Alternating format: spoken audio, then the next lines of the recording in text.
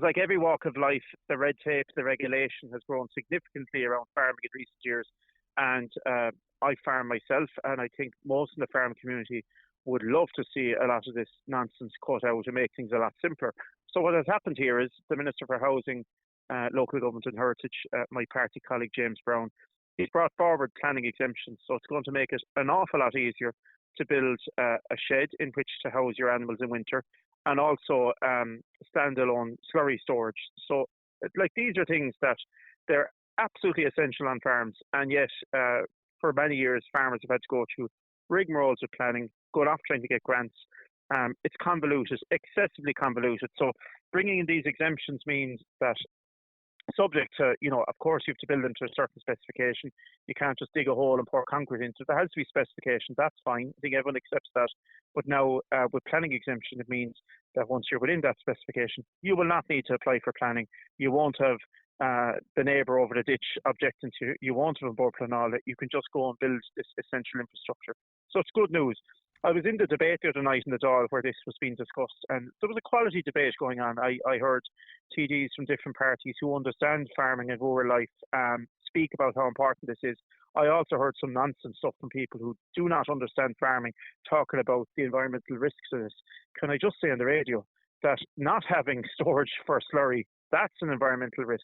Not having a place to house your cattle across the winter, that's an environmental risk. So this change is a good change.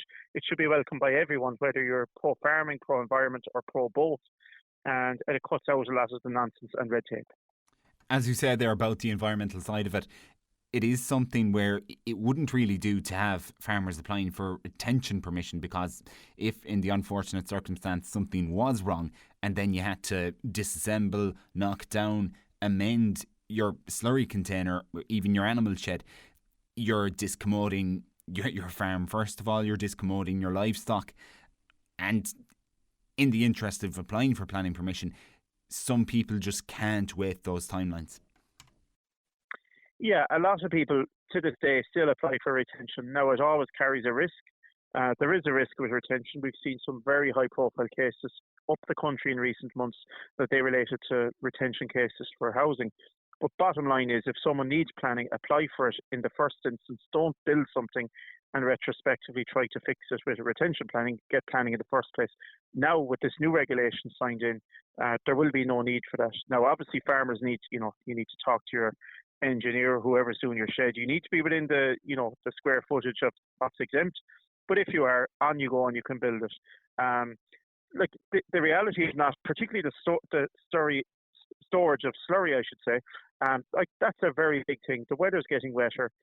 Animals are housed across the winter months. They're fed silage and meal or in concentrates inside the shed. And when they're in the shed, the dung and the urine has to go somewhere. It's collected in large tanks in many farms underground, and some farmers have overground storage. But again, this is absolutely essential for the environment. It also has the positive effect that, in the summertime when silage and hay has been cut, that slurry is pumped out from these tanks and it's spread onto the field as a natural form of fertilisation. So, look, all of this is good. It's 21st century farming. Planning policy has caught up in it. It's a good thing. There's a lot more red tape I would like to see removed in farming, and I've spoken with the Minister about this. Hopefully some of that will come in the new year as well. But this is a good news story for farmers. It makes life a little bit simpler. And can I also just say, if there's farmers listening to this, that TAMS grants are continuing. And I think farmers who are going ahead with building some of these facilities, just be aware of the grants that are available as well. It's awful to be halfway through a job and realise, God, I could have actually gotten some grant funding for that.